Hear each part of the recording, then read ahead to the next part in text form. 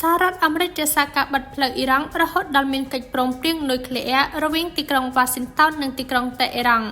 ប្រធានាធិបតីសហរដ្ឋអាមេរិកលោក Donald Trump កាលពីថ្ងៃអាទិត្យទី24 ខែឧសភាបានបញ្ជាក់ជាថ្មីថាការបិទផ្លូវកងទ័ពជើងទឹកលើអ៊ីរ៉ង់នៅតែមានរហូតដល់ទីក្រុងតេអ៊េរ៉ង់ឈានដល់កិច្ចព្រមព្រៀងចុងក្រោយដែលបានចុះហត្ថលេខាយ៉ាងពេញលេញជាមួយទីក្រុងវ៉ាស៊ីនតោនលើកម្មវិធីនុយក្លេអ៊ែររបស់ខ្លួនក្នុងសេចក្តីថ្លែងការណ៍មួយដែលបានបង្ហោះនៅលើ Truth Social លោក Trump បានសង្កត់ធ្ងន់ថាការបិទផ្លូវនឹងបន្តមានសុពលភាពនិងមានប្រសិទ្ធភាពពេញលេញរហូតដល់កិច្ចព្រមព្រៀងត្រូវបានសម្រេចមានការបញ្ជាក់និងចុះហត្ថលេខាដែលលើកឡើងថាភាគីទាំងពីរត្រូវចំណាយពេលនិងធ្វើការសម្រេចចិត្តឲ្យបានត្រឹមត្រូវការកត់សម្គាល់របស់លោក Trump បានកាត់ឡើងចំពេលមានការចរចាដែលកំពុងបន្តលើកម្មវិធីនុយក្លេអ៊ែររបស់អ៊ីរ៉ង់ដែលទីក្រុង Washington ទទូចលើលក្ខខណ្ឌតឹងរ៉ឹងមុនពេលបន្ធូរបន្ថយសម្ពាធណាមួយ